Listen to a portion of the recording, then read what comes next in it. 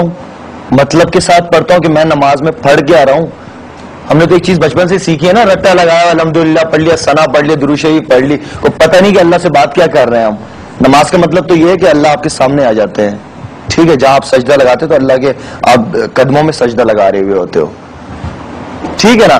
تو آپ جب نماز پڑھ رہے ہوتے تو آپ کو پتہ تو ہونا چاہیے کہ آپ پڑھ کیا رہے ہو اللہ کے سامنے. یہ چیزیں آپ کو سیکھنے کو ملتی ہیں. ہم تو خوش ہیں بھائی، ہم 5 وقت نماز پڑھتے ہیں، ہمیں پتہ نہیں ہم نماز میں پڑھ کے آ رہے ہیں. تو یہ چیزیں آپ کو سیکھنے کو ملتی ہیں وہاں پہ.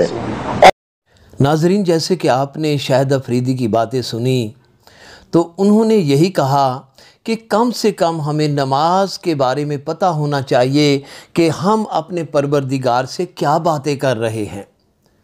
دیکھیں، لوگوں سے باتیں کریں تو ہمیں پتہ چلے، لیکن اپنے مالک حقیقی سے بات کریں. نماز کیا ہے؟ اللہ کے ساتھ میرے دوستو گفتگو کا نام ہے.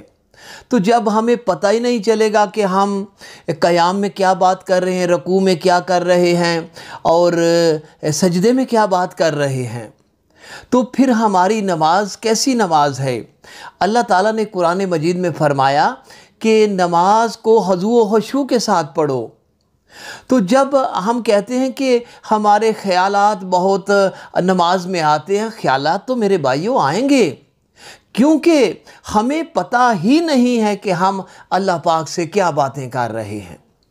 تو کوشش کریں کہ جو بھی پڑھیں اس کا ہمیں ترجمہ آنا چاہیے، ذہن میں ترجمہ چلنا چاہیے. تو اللہ پاک ہمیں خضوع و خشوع کے ساتھ عبادت کرنے کی توفیق عطا فرمائے. آمین.